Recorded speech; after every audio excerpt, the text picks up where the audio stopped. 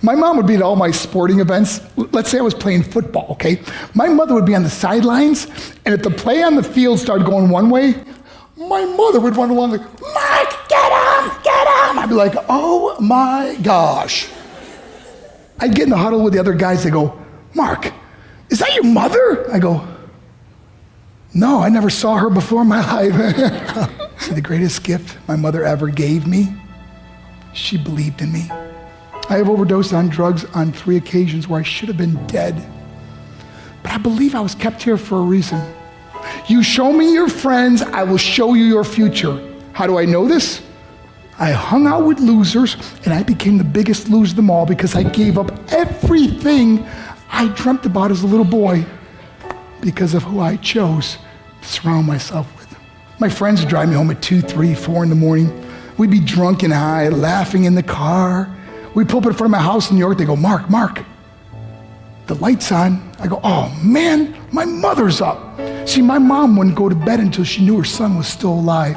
I'd walk in, she'd say, hi, Mark, how was your night? I go, it was good, Mom, I'm just gonna go to bed. She goes, can I talk to you for a minute? I go, Mom, I'm tired, I'm just gonna go to bed. She goes, Mark, I haven't seen you all day and all night. Can I please talk to you? I said, man, just leave me alone. You bug me. I'd slam my bedroom door on the one person who believed in me.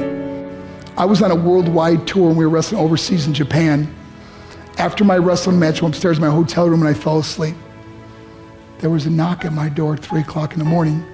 I got out of bed and I looked through the safety window and I could see it was a Japanese promoter. So I opened the door and he said, Mark, you need to call home. There's been an emergency. I went and got on the hotel room phone. I called back to the United States. I said, hey, what's going on? They said, Mark, I don't know how to tell you this. I said, just tell me what happened. All of a sudden they started crying. They go, Mark, I can't tell you. I said, just say it. They said, Mark, your mother died. I just threw the phone down. I ran out of my hotel room. I took the elevator to the lobby, and when the doors opened up, I just ran out into the street. I mean, there was no cars, there was no people. It was 3 o'clock in the morning. And I walked down the middle of a street in Hiroshima, Japan, and I remember looking up and just saying, Mom, I am so sorry. I flew home for her funeral, and I was so nervous to walk up to her casket, so I just stood way in the back. And I kept looking from a distance. I kept thinking to myself, Mom, please wake up. Please get up. And then I finally got the nerve to walk up to her. And as I got closer, I could see my mom for the first time. I mean, she was so beautiful. She was dressed in white. I mean, she looked like an angel. And I just stood over and I said, Mom, you are my hero. Everything I am, everything I hope to be was because of you. You loved me so much. You gave me a life. You're the only one that ever believed in me. How did I repay her? By getting drunk, by getting high, by getting stupid, by hanging out with losers? For what? All she ever wanted to do was talk to me. I wish I could talk to you now, Mom. I wish you could see what I'm doing. Why couldn't I have been a better son? We are defined by our choices. But if you surround yourself with people involved in drugs and alcohol and pills, it's a dead end. I'm not here to preach to you. I'm here to tell you I lived that life. It leads to broken hearts, broken relationships, broken dreams, and death. For what? To get high?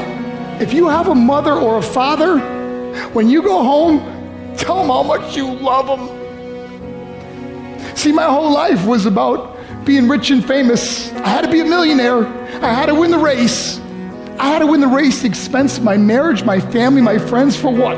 To be all alone in the world? I learned what is truly important, and that is how precious this gift of life is, and our families, and how quickly it can be taken away.